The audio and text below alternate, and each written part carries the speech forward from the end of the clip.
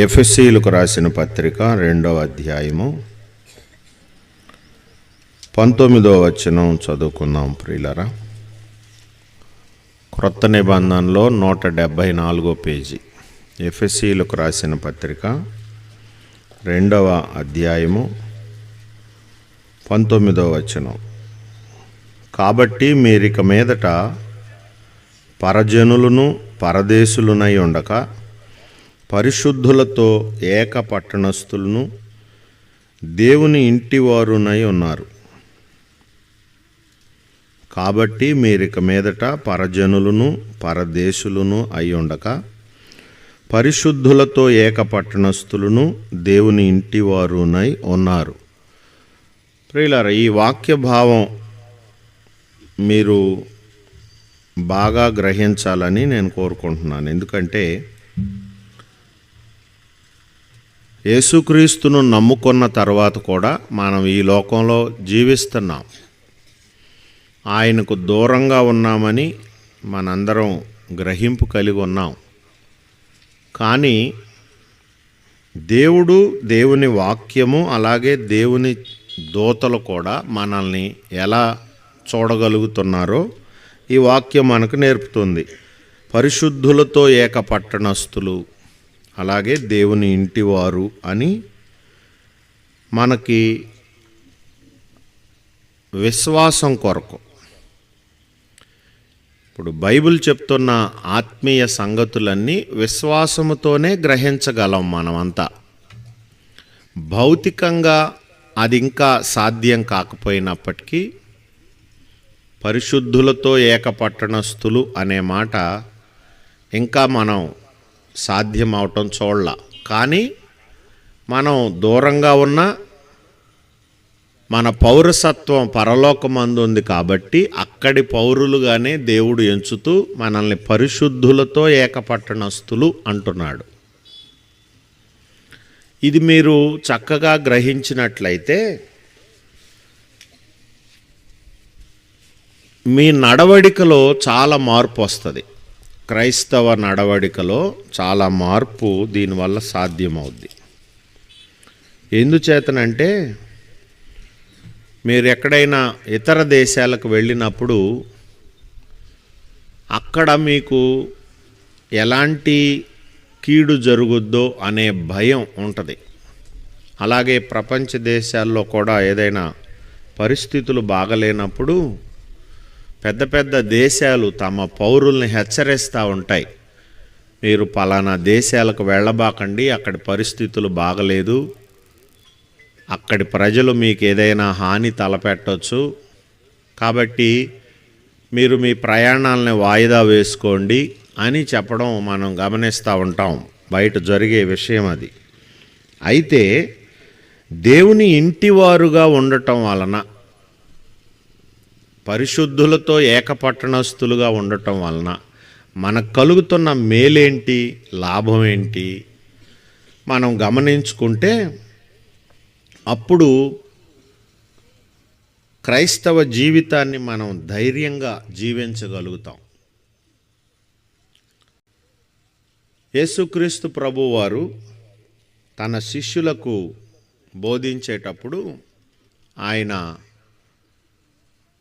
వారిని మీరు నా స్నేహితులని పిలుచుచున్నాను అన్నాడు. అబ్రహామును ఎలాగా దేవుని స్నేహితుడు అన్నారో అలాగే మోషేతో దేవుడు మనుషుడు తన స్నేహితునితో మాట్లాడినట్లుగా, నేను మోషేతో ముఖాముఖిగా మాట్లాడతానని చెప్పినట్లుగా దేవుడు శరీరధారిగా యేసుక్రీస్తు ప్రభు ఉన్నప్పుడు తన శిష్యులను ఆయన స్నేహితులు అన్నాడు. ఇప్పుడు కూడా మనము ఎవరమైతే నిజంగా శిష్యరికం చేస్తామో, కేవలం విశ్వాసులుగా ఉండటం కాదు నేను చెప్పేది, మీరు శిష్యత్వపు విలువలు లేదా శిష్యరికపు సూత్రాలు మీరు పాటించగలిగితే అప్పుడు మీరు దేవుని స్నేహితులని పిలిపించుకునే ఆధిక్యత మీకు కలుగుద్ది. ఎవరైనా గొప్పవారికి స్నేహితులుగా ఉండటం నిజంగా సంతోషమే కదా మనకి. అలాగే మనం ఆరాధిస్తున్న ప్రభువుకి స్నేహితులుగా ఉండటం కూడా మనం కోరుకోవాలి. నేను గత ప్రసంగాల్లో మీకు చెప్తున్నట్లుగా మనం కేవలం ఈ లోకంలో జీవించటానికి అవసరమైన వాటి కొరకే భక్తి చేయటల్లా, అంటే భౌతిక అవసరాల కోసమే మనం క్రైస్తవులం కానక్కర్లేదు, మనం కాలేదు. మరి దేని కొరకు మనం క్రైస్తవులం అయ్యాం? అసలు మనం బాప్తిస్మం పొందేటప్పుడే మనకు చెప్పబడింది ఏమని? యేసుక్రీస్తునందు విశ్వాసముంచి బాప్తిస్మం పొంది మీ పాపములు కడిగి వేసుకోండి అని చెప్పబడుతుంది మనకి. వాస్తవానికి పాపములు ఎక్కడా మనకి కనిపించే విధంగా ఉండవు, మన పాపములు ఎవరి పాపాలైనా. మరి బాప్తిస్మం ద్వారా మనము పాపములను కడిగి వేసుకుంటున్నాము అంటేనే అది విశ్వాసంతో కూడిన చర్య. క్రీస్తునందు ఆయన మన కొరకు వచ్చాడని, మన పాపముల కొరకే రక్తం కార్చాడని విశ్వసిస్తున్నాం కాబట్టి బాప్తిస్మం పొందినప్పుడు మన పాపములు కడిగి వేసుకుంటున్నాం అనేది మన విశ్వాసం. అది బైబిల్ నేర్పుతున్న విశ్వాసం. కాబట్టి దేవుడు చెప్తున్న, బైబిల్ చెప్తున్న ఈ ఆత్మీయ విషయాలన్నీ కూడా మనం విశ్వాసంతోనే గ్రహించాలి. ఇప్పుడు మీరు నీళ్లలో నుంచి బయటికి రాగానే నా పాపాలు ఎక్కడ కడిగివేయబడ్డాయి నాకు చూపించండి అంటే ఎవడూ చూపించలేడు. అది విశ్వాసం ద్వారానే గ్రహించే సత్యం. పరిశుద్ధుడు అయిన మా తండ్రి, దేవుని ఇల్లంతటిలో మోషే నమ్మకంగా ఉన్నాడు. మా పిలుపు యొక్క పరిదంతటిలో మేము నమ్మకంగా ఉండే కృప మాకు దయచేయండి. పరిచారకులుగాను, గాయకులుగాను, దేవా గాయకురాండ్రుగాను, అలాగే యాజకులుగాను, కాపరులుగాను ఉండటానికి మాలో కొంతమందిని మీరు పిలిచారు. దేవా, దేవుని మందిరములో పరిచర్య చేసేవారిగా కొంతమందిని పిలిచారు. మా పిలుపు యొక్క పరిదంతటిలో మమ్మల్ని నమ్మకస్తులుగా చేయండి.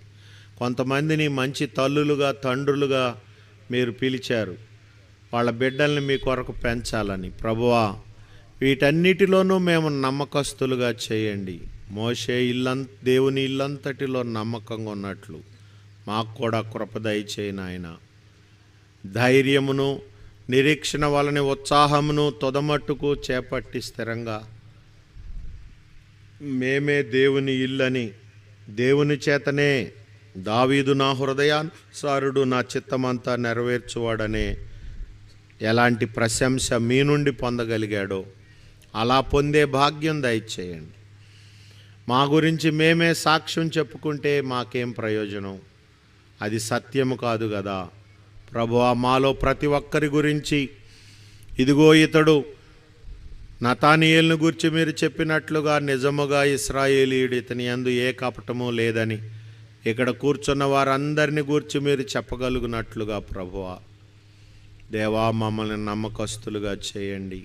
ప్రార్థించటంలో, దేవుని విషయాల్లో, వాక్యం చదువుకునే విషయంలో తండ్రి, నీ కొరకు నమ్మకంగా జీవించే విషయంలన్నిటిలో నమ్మకస్తులుగా చేయండి.